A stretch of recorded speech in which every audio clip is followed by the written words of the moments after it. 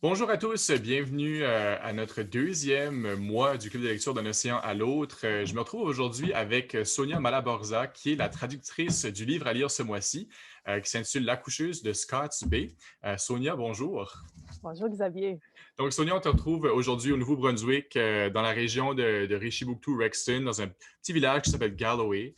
Oui, Il fait beau aujourd'hui il fait beau, à c'est Galloway? tranquille. On est déménagé ici une semaine avant, ben non, un mois avant le confinement. Donc, le monde est très tranquille ici. En tout cas, on a envie d'être comme ça, un peu à la campagne, loin, loin des dangers finalement de la ville puis de la pandémie. Donc, Sonia, tu es traductrice. On va parler de ton œuvre de traduction, L'accoucheuse de Scott's Bay. Mais avant, est-ce que tu peux nous parler un peu plus de ce qui t'a amené vers la traduction littéraire? Parce que c'est pas quelque chose qu'on entend souvent. On n'a pas souvent la chance d'entendre les traducteurs parler de leur pratique en littérature. Donc, comment est-ce que ça s'est développé pour toi? C'est vrai qu'on est plutôt tranquille comme, comme artisan derrière la scène. Moi, en fait, j'ai grandi à 5 minutes d'ici. C'est un peu un accident si je me retrouvais ici en ce moment, mais j'ai grandi comme francophone dans un milieu bilingue, en me promenant un peu entre les communautés francophones et anglophones. Et puis, tu sais, par accident de parcours ou de circonstances, je me suis souvent retrouvée à être celle qui servait de pont entre les gens qui voulaient se parler. J'ai toujours aimé lire, j'ai toujours aimé écrire et ben, de fil en aiguille, je me suis rendu compte que c'était quelque chose que je pouvais faire comme métier, comme traductrice pragmatique, mais plus tard aussi comme traductrice littéraire, en théâtre, en poésie, puis maintenant, devant des romans. Parce que tu as commencé avec le théâtre, ce qui, pour l'avoir fait moi-même, la traduction théâtrale est quand même difficile parce que ça reste un art vivant. Mmh. Mais depuis quelques années, tu te concentres surtout à la traduction de romans. Donc, tu as traduit il y a quelques années La femme du capitaine qui est parue aux éditions Personnage. Et tu me disais avant qu'on commence à enregistrer que ce qui t'intéresse dans ta pratique, c'est surtout de redonner une voix aux personnages acadiens qui sont Notamment, mmh. personnifiés en anglais. Absolument. J'ai eu la chance, dans dans quelques projets de traduction, mais aussi, avec, La femme du capitaine, il y avait un personnage, que j'imaginais être acadien parce qu'elle était originaire de Yarmouth en Nouvelle-Écosse. Puis j'ai commencé à jouer autour de ça. Puis là, ben, avec La coucheuse de Scott's Bay, c'est un cadeau en or que j'ai pu m'offrir de me plonger là-dedans, en le traduisant.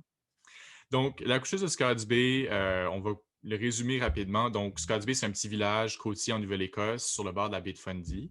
Ça se passe durant la Première Guerre mondiale et puis on suit le parcours d'un personnage qui s'appelle Dora, qui est une jeune femme qui apprend le métier de sage-femme et de guérisseuse d'une certaine Madame B. Ouais. Et puis, pendant que les hommes sont sur les champs de bataille en Europe, ben, les femmes mènent leur propre combat en Nouvelle-Écosse. Le livre s'est vendu à 250 000 exemplaires en anglais, c'est quand même beaucoup. Alors pourquoi avoir choisi de traduire ce livre-là? Ben, la réponse simple, c'est le coup de foudre. J'ai lu ce livre-là à sa sortie en 2006-2007. Ça correspond à la période où je suis devenue maman. Et puis, il y avait plein de thèmes, en fait, qui m'ont vraiment touchée. Puis, pour dire franchement, madame Babineau, Marie Babineau, le personnage, je me suis dit: «Ben, ça n'a pas de bon sens qu'elle n'existe pas en français». Parce que c'est une Acadienne, une Cajun de la Louisiane qui vit en Nouvelle-Écosse et je me voyais très bien, lui donner une voix en français. C'est sûr qu'il a fallu que j'attende 10 ans pour toutes sortes de raisons pour m'y plonger, heu, mais voilà. Et puis, on va y revenir à Madame B parce que c'est vraiment un personnage qui nous intéresse. Mais avant, un peu plus sur le roman, donc il y a beaucoup de thèmes qui sont féminins. Il y a quand même un parallèle intéressant entre l'histoire du livre puis ta pratique de traduction. Donc, tu sembles plus intéressé à donner une voix, à traduire des voix féminines. Il y a quelque chose de très intime aussi dans La coucheuse de Scott's Bay. C'est des femmes qui se cachent pour se mener finalement leur propre combat. Donc, tu as Mmh. ça un peu avec la traduction littéraire. Tu choisis des livres féminins pour les traduire, pour faire rayonner ces voix-là. C'est un livre qui parle d'avortement, qui parle d'homosexualité féminine, il est question d'épidémie, il y a aussi question de vibrateurs. Oui. Si tu avais à nous choisir, mettons, un de ces thèmes-là à développer un peu plus, lequel t'a le plus inspiré? Hem, ben, allons-y avec, ben, en lien avec la santé féminine, la question de l'avortement. parce qu'on sait que c'est une patate chaude, aujourd'hui dans la société contemporaine. On nous accorde et on nous enlève ou on menace de nous enlever toujours, l'accès à ce service qui me semble être de base de mise. Hem et on a peut-être l'impression que, les femmes, il y a de ça 2, 3 générations, donc celles qui appartiennent à nos grands-mères et à nos arrière-grands-mères, que ça aurait été un sujet tabou. Mais en fait, en fouillant dans, des anciens livres de remèdes, acadiens notamment, je me suis rendu compte qu'on en parlait. Ça faisait Mhm. partie des choses qu'on pouvait vouloir remédier à l'aide de plantes. C'est comme si tout ça existait finalement avant que ça devienne quelque chose de très public, avant qu'il y ait un discours public autour de ça. C'était Ouais. une pratique courante et acceptée au sein des femmes finalement, ou de certaines femmes plutôt. Oui, et vu Euh, de manière très humaine et très tolérante, tu sais. Peut-être qu'on n'était pas prêt à apporter un enfant et puis sinon, ben, il y avait des solutions. et puis un mot sur le vibrateur, quelle place ça occupe dans l'histoire du roman? Parce que Amy Ben, McKay s'en cache pas, elle le met sur son site web, il y a toute une histoire du vibrateur. oui, ben, il y a toute une histoire en fait que, ben, Amy et moi-même aussi, en amont d'elle, ou en aval, je devrais dire, on a toutes les 2 fait pas mal de recherches, dans des sources, historiques pour se représenter et voir un peu les objets qui composent, la réalité quotidienne de ces femmes qui ne sont pas de notre génération. Et il y a, je pense à au moins 2 scènes en particulier dans ce roman-ci qui tournent autour du vibrateur. Un dans un cabinet de médecine parce que, aux environs de 1916, on traitait l'hystérie féminine. C'était les médecins qui administraient un traitement au vibrateur aux femmes pour les amener à l'orgasme, mais purement pour des raisons médicales. Mais moi, devant cette scène que je devais traduire, ben, je voulais voir à quoi avait l'air ce monstre de machin. Donc, je suis allée plonger, dans les archives et j'ai retrouvé plein de choses qui m'ont fait très peur. C'est troublant, tu sais, c'est il y a moins de 100 ans que c'était une pratique courante, Absolument. Mmh. donc le titre, en anglais, c'est Birth House et puis en français, c'est L'accoucheuse de Scotts Bay. Ouais. Donc c'est un choix que tu as fait, une liberté que tu t'es donnée de vraiment, adapter le titre pour pas que ce soit la maison de naissance qui semblerait être le titre plus logique si on Mmh. voudrait respecter une traduction, pure. Ouais. Pourquoi donc avoir choisi le titre L'accoucheuse de Scotts Bay? Ben, je vais essayer de résumer ça au plus simple. C'est qu'une maison de naissance, à la période contemporaine, ça évoque peut-être une clinique qui est hors hôpital, surtout en contexte québécois où les femmes d'aujourd'hui peuvent aller accoucher avec une accompagnatrice, avec une sage-femme. C'est pas tout à fait là où on est. En fait, madame Babineau, qui est une accoucheuse, elle accompagne les mères, dans leur travail d'accouchement, mais chez elles. Donc c'était pas tout à fait le même contexte. Je voulais éviter de donner une saveur plus moderne, à même avec le titre. Amy aussi, je pense que la raison pour laquelle elle a choisi The Birth House, une des nombreuses raisons, je pense, c'est que ce livre-là, l'histoire de Madame Babineau elle-même, basée sur une véritable accoucheuse de la Nouvelle-Écosse, ben, la porte s'est ouverte sur ce personnage-là pour Amy, chez elle, dans sa maison qu'elle habite. Elle habite une super belle maison historique en Nouvelle-Écosse à Scotts Bay, puis c'était la maison d'une accoucheuse. Donc, l'histoire est partie de sa maison. Hem, pour moi, l'histoire est venue du personnage de madame Babineau. C'est venu aussi de Dora et de toutes ces femmes qui composent, la communauté de Scots Bay. Donc j'ai voulu, hem, partir du personnage, donc partir des accoucheuses pour nommer le livre. C'était aussi une façon de vendre un peu, mon jeu, ma stratégie de traduction en disant, tu sais, on parle pas de sage-femme ici, on parle d'accoucheuse. On est dans un autre vernaculaire, on est dans un français acadien. Puis, en nommant Scott Bay, c'était une façon de faire un clin d'œil à celles et ceux qui connaissent peut-être The Birth House, et donc ça va être un peu un rappel dans genre, oui, c'est la version française de The Birth House qui se passe à Scott Bay. Est-ce que tu irais jusqu'à dire que pour un lecteur qui a lu le livre en version originale, est-ce qu'il y a quelque chose à apprendre ou est-ce qu'il y aurait une lecture différente à faire pour ce lecteur-là avec la version francophone? Est-ce qu'elle est complémentaire ou c'est répétitif? Ben, c'est j en fait, par accident, j'ai croisé plusieurs lectrices qui ont lu The Birth House à sa sortie, il y a de ça plus de 10 ans et qui reviennent vers l'histoire avec l'accoucheuse de Scotts Bay et qui trouvent autre chose.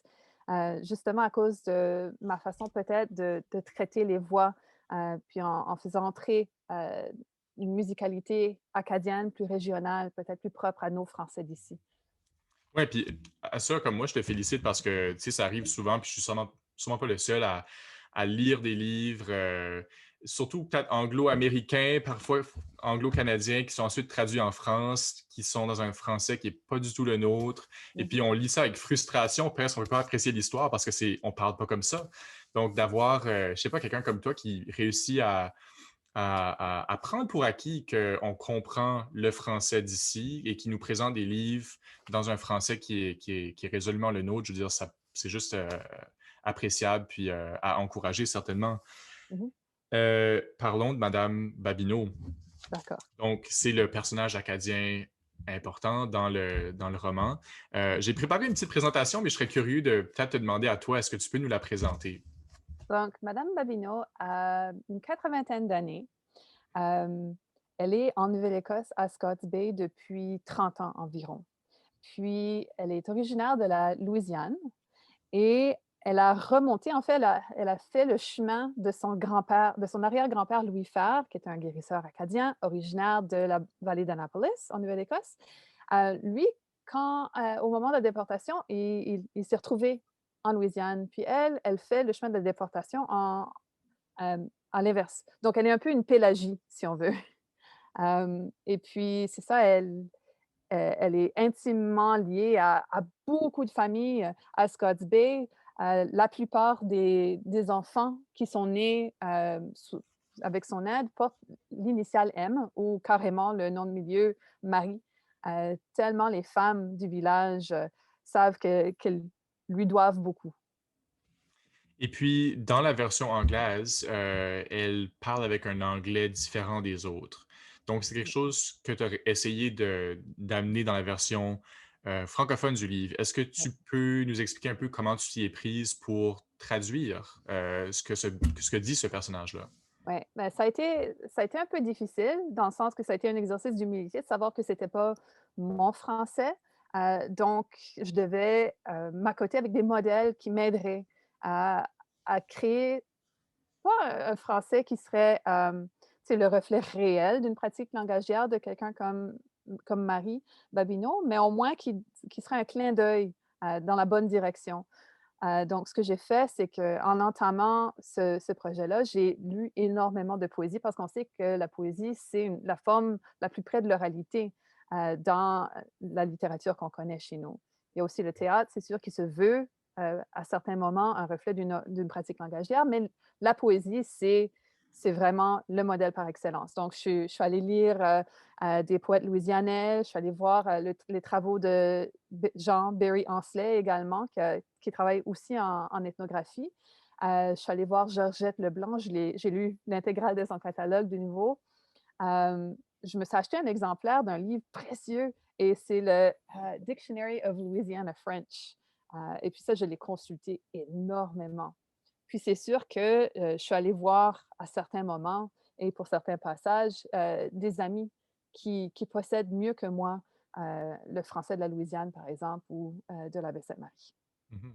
Ça nous donne vraiment un bel aperçu finalement de l'ampleur du travail que tu fais. Tu sais, c'est pas juste de traduire mot pour mot, phrase pour phrase. C'est vraiment plus que ça. C'est d'essayer de donner justement une couleur, un contexte.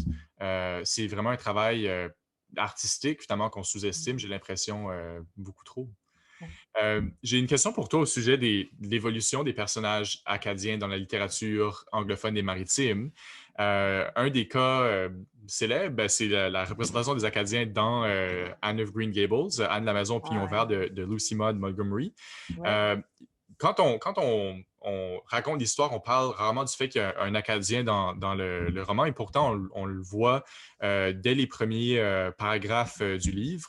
Donc, Mhm. voici l'extrait. C'est Marilla, le personnage, la mère finalement adoptive de Anne, qui parle. Elle dit au sujet d'un Acadien qui pourrait venir l'aider sur la ferme, elle dit, les seuls que l'on peut avoir sont ces stupides petits Acadiens, des demi-portions. Et puis, finalement, le rôle de l'Acadien dans Anne of Green Gables, c'est de prendre les responsabilités du garçon parce qu'ils veulent adopter un garçon au début, mais ils choisissent de garder Anne. Et puis, l'Acadien va faire toutes les tâches sur la ferme sans jamais vraiment être nommé, sans jamais vraiment avoir une personnalité à lui. Donc, on sent un regard assez méprisant de la part du personnage de Marilla, mais je pense aussi de l'autrice Lucy Maud Montgomery. Ça, c'est écrit en 1908. Birth House, la coucheuse de Scotts Bay est écrit en 2006, par en 2006. Ouais. Comment tu décrirais l'évolution des personnages acadiens dans la littérature anglophone et maritime? Ben, c'est sûr qu'on est à 100 ans d'écart, hein, mais à l'époque où Montgomery écrivait, ben, il y avait une certaine perception des francophones, dans les communautés anglophones, des Maritimes. L'exception à la règle, je dirais, était, J.D. Roberts. Dans The Forge in the Forest, il a mis en scène des Acadiens et il a parlé de la déportation des Acadiens, d'une toute autre façon, tu vois? Avec respect et avec un souci de vouloir rendre les nuances historiques de ce qui se passait. Mais tu sais, depuis ce moment-là, ben, je pense que les Acadiens ont réussi à faire valoir leur place au sein de la communauté néo-brunswickoise, néo-écossaise, l'île du Prince-Édouard et tout. Et ouais, on les présente autrement.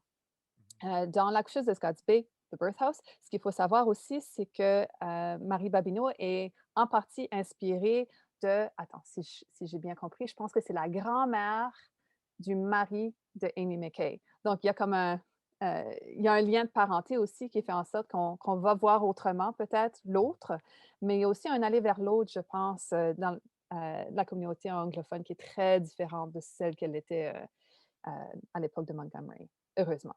Oui, heureusement. Oui, Je et c'est pense que une c'est porte à important. deux battants, là.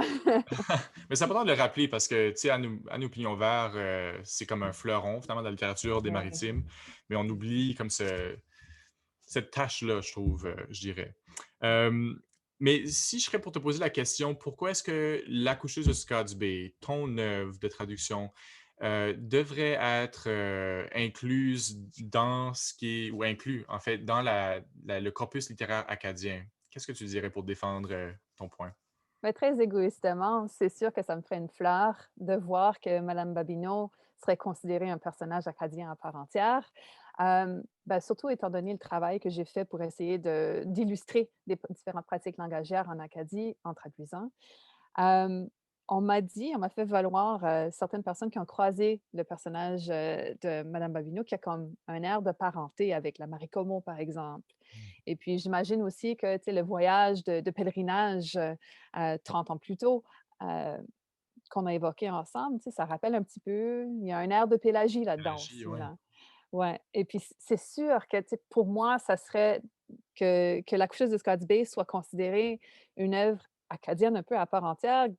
C'est sûr que je serais super contente. Ça voudrait dire que mon pari de traduction serait réussi, qu'on réussirait à voir ce travail-là comme une œuvre à part entière et non pas le jumeau pâle heu, de l'œuvre originale.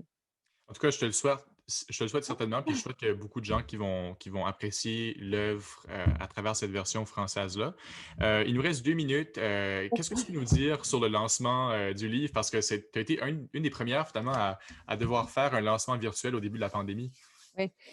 C'est vraiment étrange, Xavier. J'ai passé à peu près 1 an à traduire ce livre-là, en solitude avec mes livres, et puis, tu sais, comme les auteurs aussi, les traducteurs, on souhaite, voir qui va lire ce livre-là, le voir peut-être entre les mains de lecteurs, le croiser en quelque part, mais le monde s'est fermé juste avant qu'on lance ce livre-là. Donc, ça veut Donc dire que tu j'ai n'as pas eu la réception non plus des lecteurs j'ai directement. aucune idée, tu sais, de temps en temps, je vais recevoir des bribes, je vais voir quelque chose dans les réseaux. Je veux dire, le directeur de la commercialisation chez Prise de Parole m'a dit qu'on a vendu plus de 1 000 exemplaires. J'ai aucune idée où ils s'y sont passés, ces livres-là. Tu sais, chez moi, je suis à Galloway, je vois pas ces livres-là. Puis je sais qu'on est nombreux à être privés de ça. Mais c'est un peu bizarre. Puis juste en terminant, sur quoi tu travailles présentement? À quoi on peut s'attendre de toi au cours des prochains mois, des prochaines années? J'ai jamais autant travaillé que depuis que je suis déménagée à Galloway. Je travaille notamment sur une pièce de théâtre, autour de la figure de Phèdre, qui est à cheval entre la traduction et l'écriture. Il y a un de mes textes qui va paraître le mois prochain dans un collectif chez Prise de Parole, donc je me suis mis à écrire, non plus en secret, mais en vrai. Je suis en train de traduire un roman fou, éclaté, sur, Camille Saint-Saëns. Et puis, ce qui fait que je suis en train de lire Camille Saint-Saëns, auteur, pour retrouver sa voix. Et puis j'accompagne des auteurs dans les coulisses, chez Prise de parole, ce qui est un travail que j'adore faire. En tout cas, on va suivre les prochains développements de ton travail avec grand intérêt. Sonia Malaborza, merci beaucoup de m'avoir parlé aujourd'hui. Ah, merci à toi. Et puis, je rappelle à tous ceux qui nous écoutent que c'est ça, le mois de février, c'est le mois pour lire La coucheuse de Scotts Bay. À la fin du mois, on va faire un club de lecture avec deux lecteurs invités. Je peux déjà confirmer qu'il va y avoir Ariane Brun-Delray avec nous. Et puis, on cherche encore à confirmer avec une deuxième personne. Mais les détails seront publiés sur le site web du Regroupement des éditeurs franco-canadiens ainsi que sur le groupe Facebook de notre club de lecture. Et je rappelle aussi que le livre est disponible gratuitement en plusieurs exemplaires sur le site web de la Bibliothèque des Amériques. Donc, vous avez juste à vous inscrire et puis le tour est joué. Donc, merci encore, Sonia, et puis à Merci. bientôt. À bientôt.